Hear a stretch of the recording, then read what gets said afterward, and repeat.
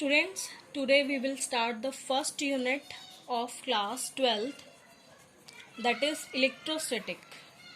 Electrostatic unit is further divided into 4 chapters. First is electrostatic charges, second is electric field, third is electrostatic potential and flux, and fourth is capacitance.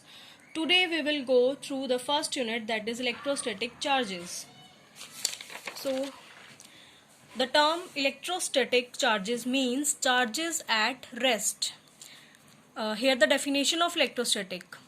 It is the branch of physics which deals with the study of charges at rest. ये क्या है? एक branch of physics है जिसके अंदर हम क्या पढ़ेंगे, हम स्टडी करेंगे चार्जेस एट रेस्ट, जब चार्ज जो हैं वो किस पोजीशन में होंगे, रेस्ट में. It is also called frictional electricity. इसको हम फ्रिक्शनल इलेक्ट्रिसिटी भी बोलते हैं because such charges are produced. ऐसे चार्जेस कैसे प्रोड्यूस होते हैं? In insulator on rubbing them with each other. जब इंसुलेटर्स में एक चार्ज को दूसरे चार्ज के ऊपर रब किया जाता है तब ये जो चार्जेस हैं, इस तरह के चार्जेस प्रोड्यूस होते हैं. इसीलिए हम इसको फ्रिक्शनल इलेक्ट्रिसिटी या फ्रिक्शनल चार्जेस भी बोलते हैं. तो what do you understand by the term electric charge? Electric charge, the symbol of electric charge is Q. इसका सिंबल जो है वो क्या होता है? क्यू होता है. और इसकी एसआई यूनिट जो है वो क्या है? Coulomb.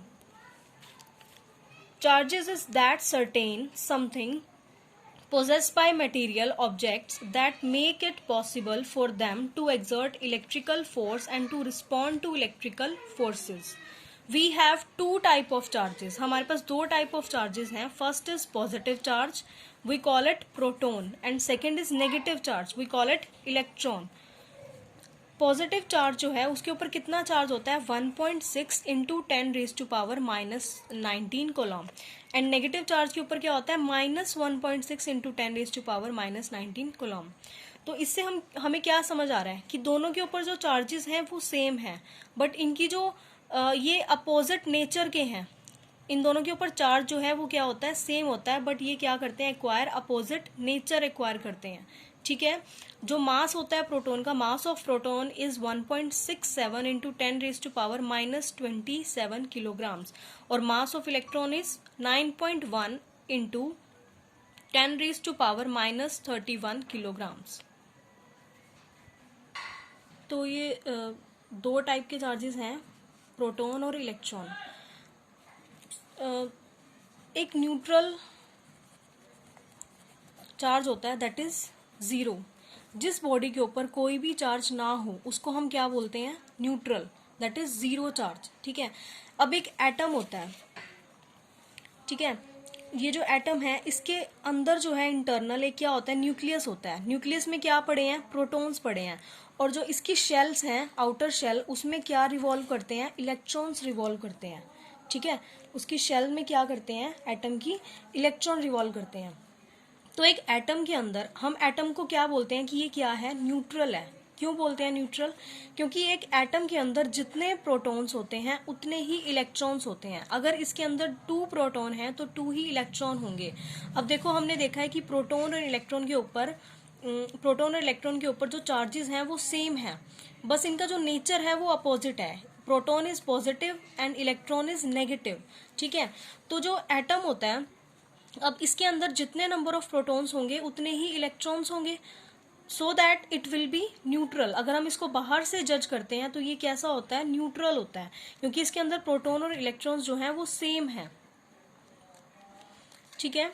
And one more thing I want to tell you that कि जो प्रोटॉन है इट कांट मूव. जो इलेक्ट्रॉन है, जो कंडक्टर्स के अंदर अगर इलेक्ट्रिक करंट पास कर रहा है तो वो किसकी वजह से कर रहा है? Just because of electrons, not because of protons. Protons जो हैं वो अपनी जगह चेंज नहीं करते हैं, वो हमेशा एक पोजीशन पे रहते हैं. जो इलेक्ट्रॉन्स होते हैं वो मूव करते हैं from one direction to another direction. Okay. So it is the mass of proton and mass of the electron. Now like charges repel. अगर दोनों चार्ज पॉजिटिव हैं या दोनों चार्ज नेगेटिव हैं तो वो क्या करेंगे? रिपेल करेंगे. रिपेल मतलब एक दूसरे से दूर जाएंगे. लाइक चार्जेस जो होते हैं वो क्या करते हैं? रिपेल. उसके अंदर कौन सा फोर्स होता है? रिपल्शन. उसके अंदर क्या होती है? रिपल्शन होती है. ठीक है। और जो अनलाइक चार्जेस होते हैं जैसे कि पॉजिटिव और नेगेटिव, वो क्या करते हैं, अट्रैक्ट करते हैं। मतलब अनलाइक चार्जेस जो होंगे वो फोर्स ऑफ अट्रैक्शन उसमें होगा, और जो लाइक चार्जेस होंगे उसमें फोर्स ऑफ रिपल्शन होगा। इसके अंदर क्या होगा, अट्रैक्शन होगा। ठीक है, तो it is the property of the charge. When two bodies rubbed at each other they acquire equivalent opposite charges. तो जब हम दो बॉडीज को, किन्हीं टू बॉडीज को एक दूसरे के ऊपर रब करते हैं, जैसे लेट अस सपोज एक बॉडी जो है वो क्या है, न्यूट्रल है, मतलब उसके ऊपर कोई चार्ज नहीं है, और जो सेकंड बॉडी है वो क्या है, नेगेटिवली चार्ज है। तो जब हम उसको रब करेंगे एक दूसरे के ऊपर तो वो क्या होएगा, जो न्यूट्रल बॉडी है उसके ऊपर वो चार्ज एक्वायर करेगा।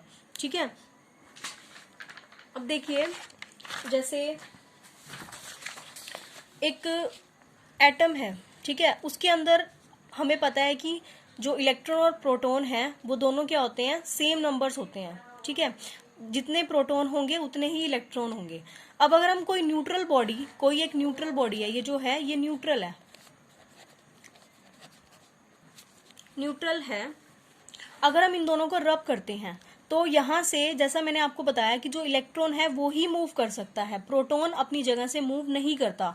तो जब हम इन दोनों को रब करते हैं, कांटेक्ट में लेके आते हैं, तो क्या होता है, जो इलेक्ट्रॉन है वो इस बॉडी से दूसरी बॉडी में चला जाता है। ठीक है, तो इस बॉडी से दूसरी बॉडी में जब जाएगा, यहाँ पे कौन सा चार्ज बचेगा, पॉजिटिव, और जो न्यूट्रल बॉडी है उसके ऊपर कौन सा चार्ज आ जाएगा, नेगेटिव। ठीक है, तो न्यूट्रल बॉडी एक्वायर करेगी नेगेटिव चार्ज जब हम दोनों को रब करेंगे, और जो ये बॉडी थी चार्ज बॉडी, इसके ऊपर कौन सा चार्ज आ जाएगा, पॉजिटिव चार्ज आ जाएगा। ठीक है, तो अब हम ये पढ़ते हैं आगे, इलेक्ट्रिफिकेशन। इलेक्ट्रिफिकेशन देखो क्या होता है, the process of developing charge in a body is called electrification. जो प्रोसेस, जिस प्रोसेस से किसी बॉडी के अंदर चार्ज डेवलप होता है उसको हम इलेक्ट्रिफिकेशन बोलते हैं। According to this theory a body can be charge by the transfer of electrons. इस थ्योरी के अकॉर्डिंग क्या है कि जो एक बॉडी है कैन बी चार्ज, वो एक बॉडी कैसे चार्ज होगी, bye the transfer of electron, जब उसमें से इलेक्ट्रॉन्स ट्रांसफर होंगे। जैसे मैंने आपको बताया कि इलेक्ट्रॉन जो है एक बॉडी से दूसरी बॉडी में मूव करेंगे, पॉजिटिव अपनी जगह पे ही रहेंगे, लेकिन जो इलेक्ट्रॉन है वो मूव कर जाएगा one body to another body. तो जब वो one body to another body move करेगा तो जो न्यूट्रल बॉडी है वो चार्ज हो जाएगी। वो चार्ज किस वजह से हो रही है, सिर्फ इलेक्ट्रॉन की वजह से। तो जो इलेक्ट्रिफिकेशन है, इलेक्ट्रिफिकेशन का मेन कॉज क्या होता है, इलेक्ट्रॉन्स होते हैं, नॉट प्रोटॉन्स, क्योंकि प्रोटॉन की वजह से चार्ज प्रोड्यूस नहीं हो रहा है, उसमें किसकी वजह से हो रहा है, इलेक्ट्रॉन की मूवमेंट की वजह से। ठीक है, so the cause of electrification is electron. Okay, now we will read types of electrification, की जो एक बॉडी है वो कितनी तरह से चार्ज हो सकती है। ठीक है, now the first is by friction. Friction से एक बॉडी क्या होती है, चार्ज होती है। If a body is charge by rubbing it against another body, अगर एक बॉडी चार्ज हो रही है, अगर हम एक बॉडी को दूसरी बॉडी के ऊपर रब करते हैं तो उससे जो चार्ज एक्वायर होएगा उसके ऊपर, उसको हम क्या बोलते हैं, बाय फ्रिक्शन। ठीक है, then the process of charging is known as electrostatic friction और चार्जिंग बाय फ्रिक्शन। तो इस तरह की प्रोसेस को हम क्या बोलते हैं, फ्रिक्शन बोलते हैं, जब हम एक बॉडी को दूसरी बॉडी के ऊपर चार्ज करेंगे। तो लेट अस सपोज एक कोई ग्लास की रोड है, ठीक है, और एक कोई भी एक सिल्क है, सिल्क, ठीक है, जब हम इन दोनों को रब करेंगे एक दूसरे के ऊपर तो जो सिल्क है उसके ऊपर चार्ज पॉजिटिव आ जाएगा और रोड के ऊपर चार्ज क्या आ जाएगा, नेगेटिव आ जाएगा। ठीक है, तो ये जो प्रोसेस होगी इसको हम बोलेंगे फ्रिक्शन, जब रबिंग से चार्ज प्रोड्यूस हो रहा है। ठीक है, now the second is by conduction. Conduction से इसको हम टचिंग बोलते हैं और कॉन्टेक्ट से। अभी हमने क्या किया था, फ्रिक्शन में एक बॉडी को दूसरी बॉडी के ऊपर रब किया था। अब हम क्या करेंगे, उसको कॉन्टेक्ट में लेके जाएंगे, सिर्फ एक बॉडी को दूसरी बॉडी के कॉन्टेक्ट में लेके जाएंगे, जिससे कि वो जो न्यूट्रल बॉडी है वो क्या हो जाएगी, चार्ज हो जाएगी। देखो, if a body is charge with contact of another charge body, अगर हम किसी एक बॉडी को, अनचार्ज बॉडी को या चार्ज बॉडी को किसी कांटेक्ट में लेते हैं किसी चार्ज बॉडी के, तो उसके ऊपर क्या होगा, चार्ज प्रोड्यूस होगा। वो किसकी वजह से हो रहा है, कांटेक्ट की वजह से। उन दोनों को कनेक्शन में लेके जाएंगे, जब हम कांटेक्ट में लेके जाएंगे। ठीक है, तो अब देखो हम इसको एक एग्जाम्पल इससे समझते हैं। एक ग्लास रोड है, ठीक है, ग्लास रोड के ऊपर कौन सा चार्ज है, नेगेटिव चार्ज है, और ये एक न्यूट्रल बॉडी है। ठीक है, न्यूट्रल बॉडी। अब हम क्या कर रहे हैं, इस ग्लास रोड को जो नेगेटिवली चार्ज है हम इसको न्यूट्रल बॉडी के पास लेके जाएंगे। ठीक है, जब हम इसको न्यूट्रल के पास लेके जाएंगे तो जो इलेक्ट्रॉन्स हैं वो क्या करेंगे, इसकी तरफ मूव करना स्टार्ट करेंगे। जब वो इसकी तरफ मूव करेंगे तो न्यूट्रल के ऊपर कौन सा चार्ज आ जाएगा, नेगेटिव चार्ज आ जाएगा। ठीक है, तो जितना यहाँ पे नेगेटिव चार्ज होगा उतना ही यहाँ पे पॉजिटिव आ जाएगा। ठीक है, तो जो ये हम चार्ज जो कंडक्शन से प्रोड्यूस हो रहा है, जो कॉन्टैक्ट से प्रोड्यूस हो रहा है, इसको हम बोलते हैं चार्जिंग बाय कंडक्शन। ठीक है, अगर हम इस बॉडी को, अगर हम इसको पॉजिटिव लेके चलें, लेट अस सपोज कि ये जो चार्जेस हैं यहाँ पे क्या है, पॉजिटिव है। ठीक है, और ये जो न्यूट्रल है, ये जो बॉडी है ये क्या है, न्यूट्रल है। तो अब इस बॉडी का जो न्यूट्रल नेगेटिव चार्ज होगा, जो इसके अंदर नेगेटिव चार्ज होगा, वो क्या करेगा, अब नेगेटिव यहाँ से यहाँ मूव करेगा। जब वो यहाँ से यहाँ मूव करेगा तो यहाँ पे क्या आ जाएगा, पॉजिटिव चार्ज आ जाएगा। ठीक है,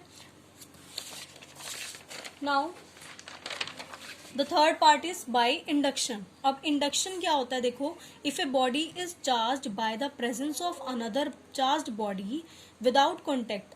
अभी हमने पढ़ा फ्रिक्शन में बाय रबिंग, कंडक्शन में हमने पढ़ा जब हम उसको कॉन्टेक्ट में लेके जाते हैं। इंडक्शन में क्या होगा, वो चार्ज होगी बॉडी इवन विदाउट टचिंग। अगर हम उसको इसके कॉन्टेक्ट में भी ना लेके जाएं फिर भी एक बॉडी का चार्ज होना, वो क्या होता है, बाय इंडक्शन। ठीक है, अब ये देखिए, हम इसको भी एक एग्जाम्पल से समझते हैं। ये ए और बी ये बॉडी है, ये क्या है, न्यूट्रली चार्ज है, मतलब इसके ऊपर कोई चार्ज नहीं है। ठीक है, अब हम क्या करते हैं, इसके कांटेक्ट में, इसके पास में लेके जाते हैं हम कोई, ये एक बॉडी है, इसके ऊपर क्या है, पॉजिटिव चार्ज है। ठीक है, इस बॉडी के ऊपर क्या है, पॉजिटिव चार्ज है।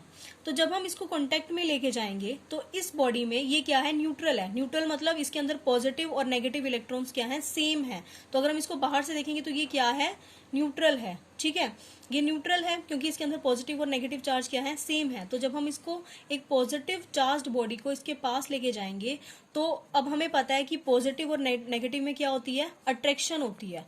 ठीक है, इन दोनों के अंदर क्या होगी, अट्रैक्शन होगी। तो जब हम इस बॉडी को, पॉजिटिव को, इसके पास लेके जाएंगे, न्यूट्रल के पास, तो इसमें जितने भी नेगेटिव चार्ज होंगे वो क्या करेंगे, इसकी तरफ अट्रैक्ट होंगे। अट्रैक्ट मतलब इसकी तरफ जाना चाहेंगे, इसके पास जाना चाहेंगे, पॉजिटिव चार्ज के पास। ठीक है, तो उससे क्या होगा, देखो यहाँ पे क्या होगा, ए और बी में यहाँ पे सारे के सारे पॉजिटिव नेगेटिव चार्ज आ जाएंगे। क्यों, क्योंकि इसके पास क्या है, एक पॉजिटिवली चार्ज्ड बॉडी है, तो सारे के सारे नेगेटिव क्या करेंगे, इसके पास जाना चाहेंगे। ठीक है, वो इसकी तरफ अट्रैक्ट होंगे और यहाँ पे क्या बच जाएगा, सारा पॉजिटिव चार्ज।